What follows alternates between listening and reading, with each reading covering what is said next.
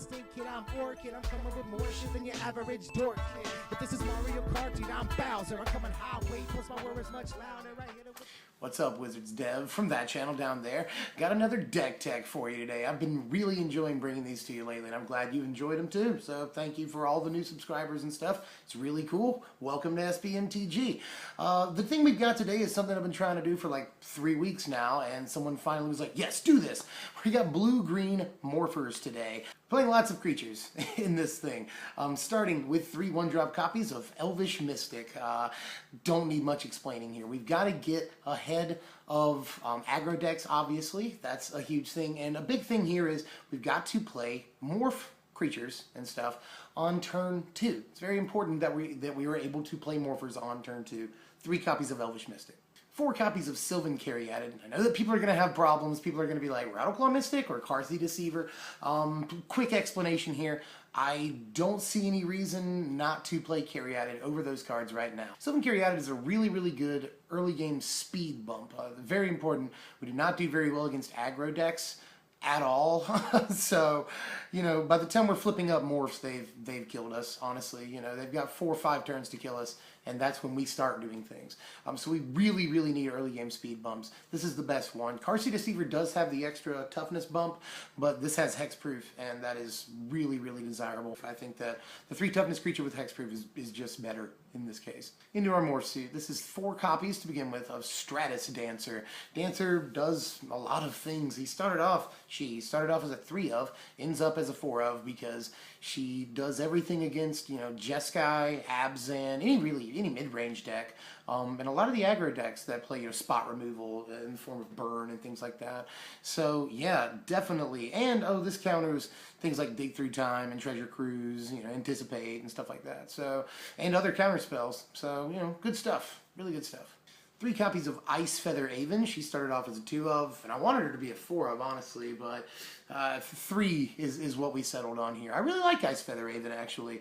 In the later-ish turns, 4, 5, 6 turn, the return a creature at basically, you know, better than instant speed during their turn, even their combat step usually, is very, very good, honestly. And, you know, 2 mana, 2/2 flyer is also good. We've got that in Stratus Dancer too, a 2 mana, 2 power flyer, so that we can just play aggro against the more sort of control-y or slower decks that we'll be playing against. A very flexible thing that we're doing here. 4 copies of Den Protector, who just is awesome. Like, he's paired up here with this next card. Everybody knows the Gruesome Twosome, the Bad Brothers. We'll get to the next card. You've already guessed it by now. But yeah, Den Protector gets all of your stuff back. That's great, right? You know, you lose a morph, or, you know, really anything. Like, why am I even explaining? Like, Den Protector is pure value, and again, 2 mana, 2 power guy that has, you know, some form of evasion. 4 copies of, you guessed it, Death Mist Raptor. Yeah, so Den Protector and Death Mist Raptor are obviously super cool together and just a value duo. And Death Mist Raptor, you'll be able to return him all the time because we're just flipping up stuff constantly once we get into the groove here. So Raptor is a, you know, no-brainer, 4 of inclusion guaranteed. Death Mist Raptor, everybody. He's here. He's in standard. Everybody knows he's good, so play him. 3 copies of Temur Sabertooth, because it lets you just do crazy, stupid things, honestly. Temur Sabertooth is a good creature into its own right, you know, 4 power, 4 mana. Protects itself and protects other guys you control. When you return them to your hand, you can then play them as morphs again and then flip them up to get their cool bonuses, you know. 2 copies of Whisperwood Elemental in this deck. I think we all know why, by the way. This is already a ridiculous card that we see all the time in Standard. But in this deck it does even more because we have a ton of morphing guys. I don't have to explain Whisperwood too much. 2 copies of Whisperwood because it's one of the best cards in the format and is even better in this deck. Brown Couch is back. That's weird. 3 copies of Segu Mauler. I just really like Segu Mauler. It goes over a lot of the creatures that mid-range even is playing right now. It goes toe-to-toe with them at least and lives against a lot of these good creatures in the format. Has hexproof, gives control a lot of pain. So I really don't see any reason not to play Mauler. The 5 morph up is very reasonable, especially with, you know, 4 Sylvan Caryatid, 3 Elvish Mystics. We've got 4 copies of another thing that reduce Morph costs. So Sacred Mauler, yeah, very, very desirable for us. I think it does very well against a lot of decks. Hexproof is dumb, and 6/6 Trample is also just crazy, especially when you flip it up at a very low cost, honestly. So Mauler, best creature in the deck. 4 copies of Obscuring Aether, the thing that I just referred to. It's just as good as an Elvish Mystic a lot of the time on turn 1, and then later on in the game when it's not as important anymore, you can flip it over into a 2/2. Or if you're playing its control, you can turn 1 this, turn 2, flip it over, start swinging in with your 2/2. It works that way. This, you know, very malleable, very flexible card, I think, and obviously survives mass board removal, which is, you know, something that we really, really hate. So yeah, Obscuring Aether wards off Inhostilities, Crux of Fate, things like that, because they can always Crux of Fate, but then you can just flip over Obscuring Aether after that spell resolves, and you'll be the only one on board with the creature. So that's kind of cool, you know. Lots of cool applications for Obscuring Aether. I like this card a lot. 2 copies of a card that I mean, it looks so janky, but it does work. It works when you play it. This is 2 copies of Secret Plans, which a lot of people hate, and I hated it for a long time too, but that second ability, man, is just so good. The first ability, obviously good against aggro in a lot of ways, which we are bad against aggro.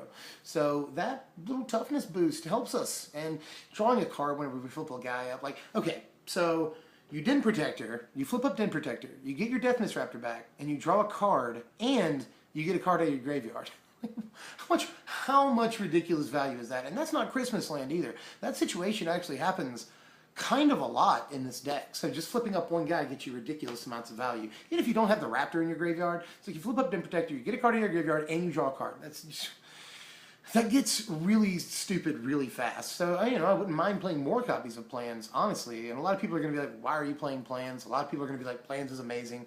So let me know which side of that debate you're on. Plans has been really good for me. And, you know, I'm going to go ahead and post the lands right here. The lands pretty much write themselves, so I'm going to post the sideboard over here and have a quick talk about that. Obviously, we've got some control stuff going on over here, Nullify and Disdainful Stroke.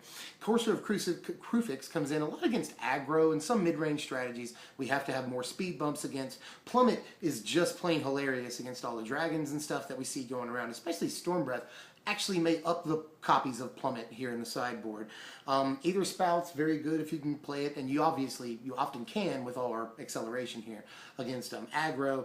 And yeah, the other stuff kind of writes itself. We've got 1 copy of Seiyu Mauler to round it out to 4 against control and mid-range. Yes, it is that good. And then 2 copies of Reality Shift because I like that card even if nobody else does. This helps us out against aggro, you know, and in a lot of ways. And yeah, I think that's the whole board here. I think that there's definitely stuff that I could have played. I know that you guys are going to give it to me because this deck is actually, you know, kind of harder to make than it looks. There's a lot of cool stuff to play for it. So I'm going to run over, 4 or 5 cards here that I wanted to play, and I'm not going to spend hardly any time on that, so don't worry. I wanted to play Ghost Fireblade in this deck because it's cool, but things that are cool often don't always make the cut. And Ghost Fireblade was an example of that. It just didn't go all the way like I wanted it to. It wasn't as good against aggro like I wanted it to be, and just didn't find relevance enough, so no Ghost Fires.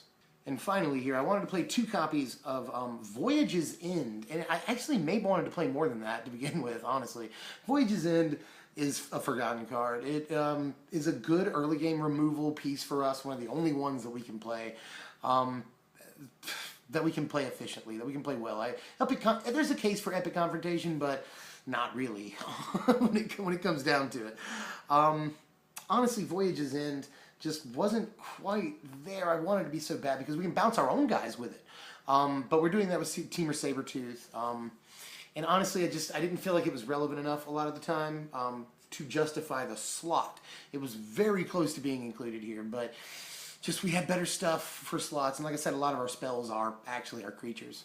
So that's it for blue-green morphers for time being. Let us know how you felt about this one. This is fairly decent against control because we can just play it like an aggro deck. Fairly decent against mid-range because we have lots of cool little onboard effects and ways to not get our creatures removed. So yeah, aggro we do have an issue with, and there's still plenty of aggro in the format. So this deck is not the best thing ever, but does have good game against decks that we see an awful lot of in the format, namely mid-range and control. So I recommend giving it a shot. Take it to F&M and see how it does for you, you know, because I feel like this is a fairly strong deck, you know, sort of the middle of the middle tier kind of thing. So let us know how you feel, if we missed anything, or if you don't agree with the reasons I didn't include some cards or did include others. Let us know. We're always interested in that. Like, share, comment, subscribe, and let us know what to do next time. I'm thinking either I've been pushing this one, Naya Dragons, which is a cool deck, or Sultai Reanimator. I keep seeing it pop up. It's a classic deck, this format, but it keeps changing, so let us know. Another thing I've had an idea for while we're on Naya Dragons is something we see popping up a lot that I have a lot of interest in. Esper Dragons. So, of those three, Naya Dragons, Esper Dragons, Sultai Reanimator. Let me know which one you have the most interest in, and we will totally get that done for you. And yeah, if you enjoyed this content, make sure to check out our channel, Strictly Better MTG, subscribe. You can just check out these videos right here, Blue Red Control, Bance Super Friends, Jun Midrange, if any of that strikes your fancy. Those are all super good videos. I say that totally objectively, right? Yeah. But anyway, I'm Dev from SBMTG. We'll see you guys later, and thanks for all the support lately, y'all.